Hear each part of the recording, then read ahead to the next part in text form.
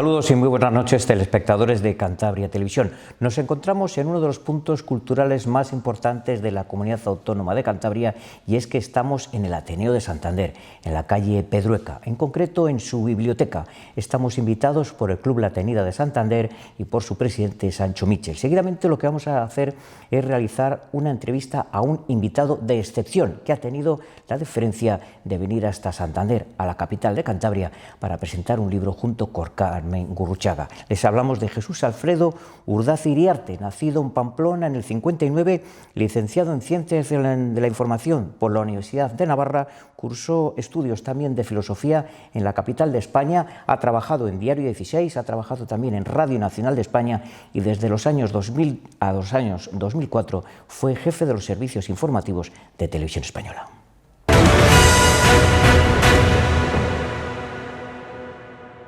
Bueno, pues como les comentábamos, estamos con quien fuera jefe de los servicios informativos del ente público Radio Televisión Española, Alfredo Urdaza. Alfredo, muy buenas tardes. ¿Qué tal? ¿Cómo estás? Muy bien, gracias por acompañarnos. Encantado, un placer. Avenida Santander, estamos en el Ateneo, en unas instalaciones culturales donde las haya, porque estamos en la biblioteca, a presentar un libro con Carmen Gurruchaga. A presentar un libro, sí, correcto. Sí. Un libro el último que he sacado, que es un libro de investigación sobre el mundo de la prostitución en España, al hilo de un debate que se ha producido en las dos últimas legislaturas, en las que ha habido dos intentos por parte del PSOE de lo que llaman ellos abolir la prostitución, ¿no?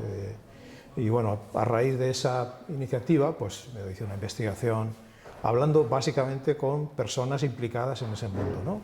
Para saber qué hay detrás, cómo funciona, cómo recibirían esa abolición, cómo les afectaría y qué piensan de ese tipo de iniciativas políticas. Bueno, ¿qué hace actualmente Alfredo Urdaza? Bueno, yo regresé a Televisión Española en el año 23, finales del año 23. Estoy trabajando en La Aventura del Saber, haciendo reportajes de temas culturales, educativos, y luego mantengo una agencia de comunicación que se dedica a asesorar, a formar a directivos en habilidades de comunicación y a gestionar lo que se llama, a trabajar en el campo de lo que se llama la gestión de crisis. Crisis que tienen una implicación de comunicación alta, ¿no? Necesitas saber un poco cómo navegar en esas aguas turbulentas, en esas tormentas que afectan a empresas, instituciones, profesionales. A eso me dedico. Hemos realizado una introducción hablando de que usted estuvo en los servicios informativos entre los años 2000 y 2004. Correcto. Todos recordamos una famosa frase que tal vez digo, un poco el detonante de lo que vino después, aquel famoso CCOO. No sé si se ha arrepentido de aquella situación. No me arrepiento de aquello porque lo he explicado en alguna ocasión, ¿no? Fue un acto de rebeldía frente a algo que yo no compartía. Es decir, se tomó una decisión de leer una rectificación que para mí no tenía ningún sentido, y como era una decisión que yo no había tomado, yo asumí el papel de leerla, esa rectificación, y la hice a mi manera. La manera de decir que no estaba de acuerdo era pronunciar esas siglas. Así que no me arrepiento. Bien, bien. ¿Han cambiado mucho la televisión desde entonces? ¿Usted presentaba los informativos, prime time? Bueno, ha cambiado España, ha cambiado la televisión, ha cambiado el mercado de la televisión. Y por tanto, ese cambio en el mercado de la televisión afectaba a Televisión Española también.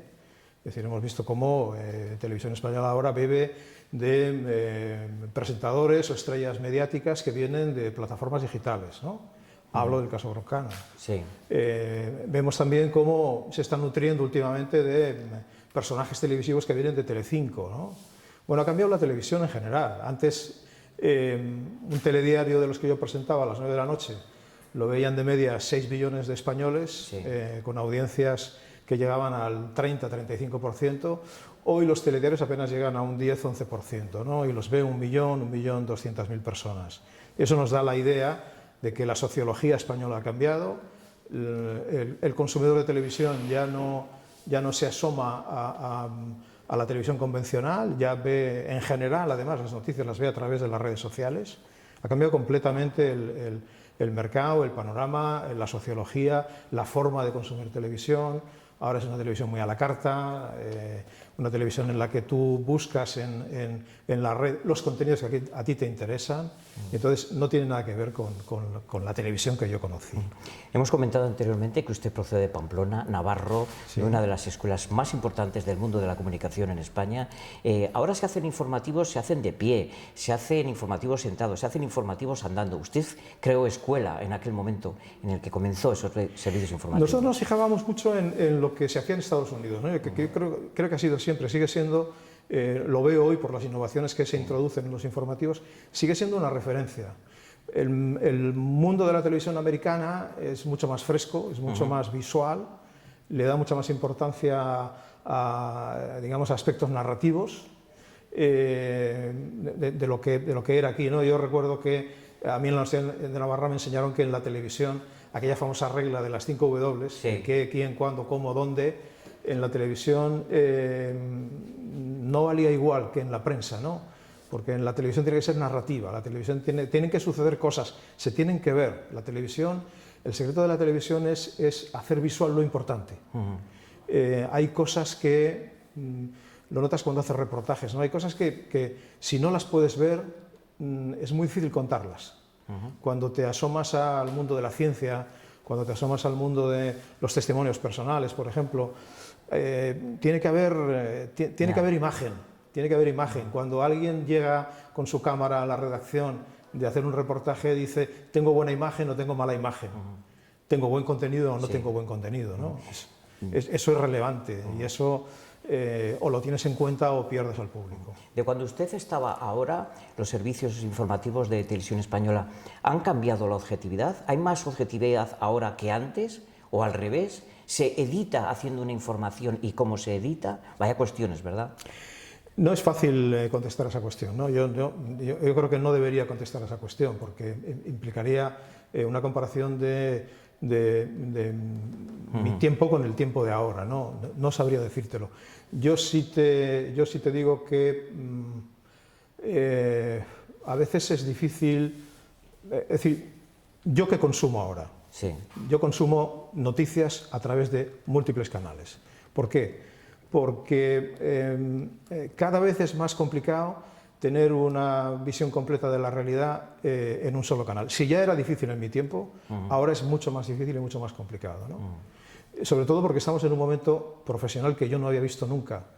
Yo no había visto jamás un momento en el que periodistas señalan a otros periodistas y les critican o les quieren echar de la profesión por hacer un trabajo que ellos no hacen.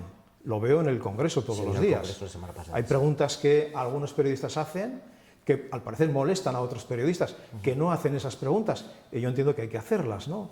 Entonces, nunca se había producido una sectarización tan grande del gremio de los periodistas a la hora de decir quién es y quién no es.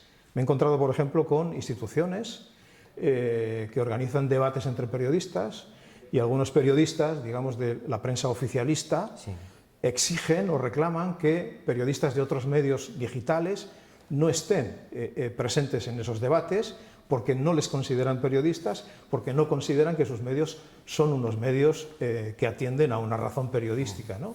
Esto yo no lo había visto nunca. Ya. Y esto afecta al contenido de los medios. La siguiente cuestión casi viene en bandeja de plata. ¿Hay un control o puede haber un control por parte del gobierno o el gobierno quiere controlar a los medios? El gobierno hoy tiene mucho control a través de los presupuestos del Estado, a través de las campañas de publicidad, a través del dinero. Los medios hoy son todos deficitarios, todos son deficitarios, todos pierden dinero y eso es una situación de debilidad. Cuando tienes esa debilidad dependes de la digamos, de la publicidad estatal, ¿no? ¿Por qué el gobierno saca ahora una ley que dice, bueno, adjudicaremos campañas de publicidad estatal a algunos medios y a otros no? A los que no consideramos periódicos, vamos a poner ejemplos, El Debate o The Objective, que son medios digitales que digamos, han estado en la avanzadilla de la crítica contra el gobierno, a esos les amenaza con no poner publicidad. Claro, ese es un ataque directo a la línea de flotación del medio. Alfredo, vamos a irnos a aquellos años del 11M, aquella situación que vivió España de una forma, pues como no queremos que vuelva a suceder, 193 muertos, prácticamente 2.000 heridos, casi aquellos primeros minutos de ese jueves famoso de España. ¿Cómo se gestionó la información en ese momento? Bueno, mira, hubo un debate en la Universidad de Navarra, pues 2 meses después de aquella situación. Estaba el responsable de informativos de Telecinco, recuerdo, estaba también el de la cadena SER. El de informativos Telecinco decía que no había, digamos que no había tradición en España de informativos tan largos o de informativos que, digamos, abrieran el canal de información de una manera continua mientras hubiera actualidad que contar, ¿no? o la actualidad fuera tan impactante como aquella. Yo se lo negué porque sí que había tradición. Había tradición en los atentados que habíamos vivido, había tradición en el 11 de septiembre, momento en el que iniciamos un telediario a las 3 menos 5 de la tarde y no terminó hasta bien entrada la madrugada. Por tanto, lo que se gestionó en aquella ocasión fue, bueno, empezar con la información en el matinal, que estaba en aquel momento. Nosotros teníamos un telediario matinal y eso nos permitía tener una redacción muy temprano trabajando y abrir la información hasta que terminara lo que tuviéramos que contar. En aquel momento, obviamente, no sabíamos las consecuencias de todo aquello, ¿no? Y bueno, fue un informativo en directo con un principio claro y con un fin que llegó hasta el domingo por la noche. Y más allá, claro. En el sí, más allá, pero bueno, sí, digamos que llegó el domingo por la noche porque el domingo por la noche fue cuando se produce el vuelco electoral y la situación política cambia, ¿no? Y porque también yo quiero recordar que allí se pedía en la calle queremos la verdad antes de votar, pero después de votar ya la verdad parecía que no se quería mucho. Con el tiempo, Alfredo, ¿hemos sabido todo de lo que pasó en el 11M? Yo creo que nos quedan por saber cosas importantes.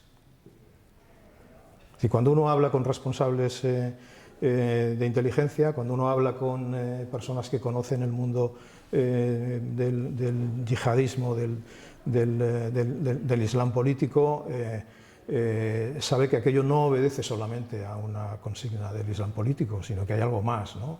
Esa sensación... lo ha dicho Mayor Oreja, lo ha dicho Astarloa, lo han dicho algunos otros responsables, es decir, la posible implicación de un servicio secreto. ¿Con qué finalidad? Yo no lo sé, ¿no? Pero algunos han apuntado a Marruecos, después de los incidentes de la isla Perejil, del apoyo de Estados Unidos a Marruecos, Francia. Lo cierto es que aquello giró completamente el barco España. Sí, es verdad. Provocó una división interna de la que seguimos padeciendo hoy las consecuencias. España dejó de mirar hacia Estados Unidos y comenzó una trayectoria de zozobra que hoy todavía notamos. ¿Y a dónde miramos ahora, Alfredo? Sería bueno saberlo, ¿no? Yo hoy he estado siguiendo las declaraciones de Sánchez con respecto a la nueva situación política mundial, a la nueva situación geoestratégica que ha cambiado radicalmente. No lo sé muy bien, porque no ha dicho nada. Es decir, no sé si estamos con Europa, ¿con qué Europa? ¿Con la Europa de Hungría? Entiendo que no. Estamos con Polonia, que está realmente muy alarmada. Estamos con Francia, que Macron ha dicho que pone al servicio de Europa el paraguas nuclear francés. Ya parece que la posición del gobierno español es no mandar tropas a Ucrania, similar a la italiana. Tampoco sé si hay una posición europea, creo que ahora hay un consejo este fin de semana que tiene que dilucidar todo esto, ¿no? Pero la situación es muy preocupante y muy delicada. Muy bien. Ya para concluir, tan solo 2 cuestiones. ¿Qué tal fue trabajar con la actual reina de España? Bien, fue muy bien porque es una mujer muy trabajadora, una mujer muy ambiciosa, con esa ambición legítima, profesional, honesta, dispuesta, concienzuda, minuciosa, perfeccionista. Creo que esto que cuando yo lo decía en un inicio a alguno como Peñafiel le molestó, pues ahora cuando hemos visto su desempeño como reina de España se ha comprobado diariamente que es así, con lo cual lo digo con más seguridad y con más rotundidad. Y ya por último, me imagino que contento, invitado por un club gastronómico para un ámbito cultural. A Santander vengo siempre con un gran placer. Yo he veraneado mucho en Santander, he veraneado mucho en Laredo, porque mis suegros tenían allí un apartamento y cuando los niños eran pequeños veníamos a pasar el verano con ellos. He veraneado en Liendo, tengo un gran cariño a Santander y vengo encantado. si además se come bien, ya que es difícil comer mal, eso es. pues mejor todavía. Muy bien, muchas gracias, Alfredo. Gracias a vosotros, Muy bien. encantado. Y a todos ustedes, gracias por acompañarnos. Es todo. Buenas noches.